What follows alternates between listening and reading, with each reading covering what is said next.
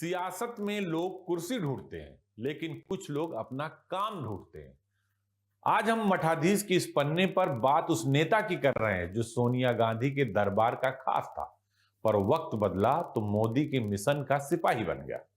लोग कहते हैं कि उन्होंने पाला बदला, लेकिन हम कहते हैं उन्होंने हवा पकड़ी।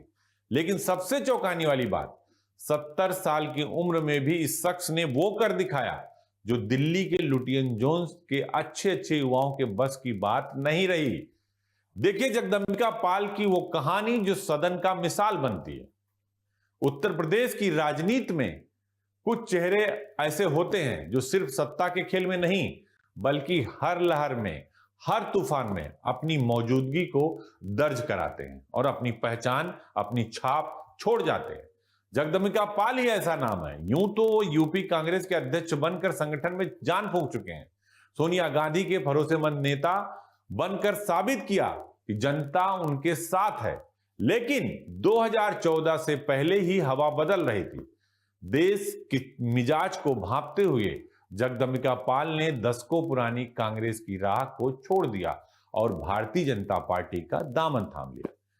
3 बार लगातार बीजेपी के टिकट पर जीतकर उन्होंने दिखा दिया कि राजनीति केवल पद का नाम नहीं, बल्कि जनता का विश्वास और रणनीति का खेल है। राजनीति, अनुशासन, जनता की समझ, ये 3 हथियार हैं जिनसे जगदंबिका पाल ने हर दौर में अपनी छाप छोड़ी। जगदंबिका पाल कोई आम नेता नहीं है, बल्कि रणनीतिकार भी हैं और राजनीति का खिलाड़ी भी हैं जो हर तूफान में अपने रंग में रहता है और अपनी चाल अपनी तरह बनाते। कहते हैं कि सियासत के साथ साथ शतरंज में का खेल बहुत महत्व होता है। अगर शतरंज में मोहरे की चाल अच्छी हो तो आगे चल के वजीर वही बनता है, और ये बात जगदंबिका पाल बखूबी जानते हैं।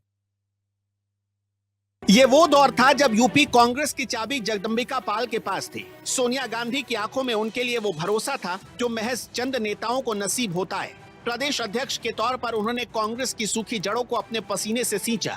साल 2009 में जब डुमरियागंज की जनता ने उन्हें दिल्ली भेजा तो पाल साहब कांग्रेस के वो ब्रांड बन चुके थे जिनकी धमक सीधे हाईकमान तक सुनाई देती थी। लेकिन राजनीति में मौसम वैज्ञानिक वही है जो तूफान आने से पहले अपनी कश्ती का रुख मोड़ दे। 2014 की वो तपती दोपहर जब पाल ने दशकों पुराना रिश्ता एक झटके में तोड़ दिया। हाथ का साथ छूटा और कमल का साथ मिला। आलोचकों ने इसे विश्वासघात कहा, लेकिन पाल की निगाहें 2024 के भविष्य पर थी। उन्होंने भांप लिया था कि दिल्ली का सिंहासन अब बदल चुका है। बीजेपी में आते ही पाल ने वो कर दिखाया जो नामुमकिन लगता था। 2014 जीता, 2019 जीता और 2024 में जीत की हैट्रिक लगाकर साबित कर दिया कि चेहरा कोई भी हो, जनता की मोहर पाल के नाम पर ही लगेगी। उन्होंने भगवा चोले में खुद को इस कदर ढाल लिया कि आज वो बीजेपी के उन भरोसेमंद सांसदों में गिने जाते हैं जिन्हें मुश्किल लड़ाई वाले मोर्चों पर सबसे पहले भेजा जाता है।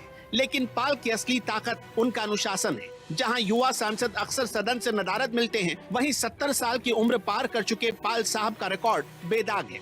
100% अटेंडेंस, सदन की हर घंटी पर उनकी मौजूदगी, हर बहस में उनकी भागीदारी और हर सवाल पर उनकी सक्रियता। ये आंकड़े अच्छे अच्छे युवाओं को शर्मिंदा करने के लिए काफी हैं। ये सिर्फ हाजिरी नहीं, ये सियासत के प्रति वो इबादत है जिसने उन्हें हर दौर में प्रासंगिक बनाए रखा।